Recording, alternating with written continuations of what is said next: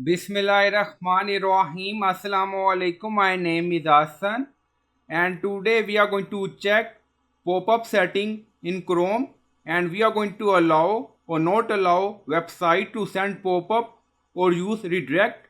Before starting work, it's my request, please subscribe my channel. Thank you. Now back to our work. So we are in Chrome browser, and then you see three dots, so click on it. Now you see multiple option, and then you see settings, so click on it. So we are in setting, and then on left side you see privacy and security, so click on it. So we are in privacy and security section, and then you see site settings, so again click on it. So we are in site setting, and then you see permissions. Now you see content, and then you see pop-ups and redirect, so click on it.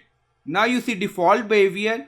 Site auto follow this setting when you visit them, so you can enable this option if you want. Sites can send pop-up and use redirect. We selected this option. Don't allow site to send pop-ups or use redirect, so you can select any option according to requirement. So I hope you like this video. Please like, comment, share, subscribe. Thank you for watching.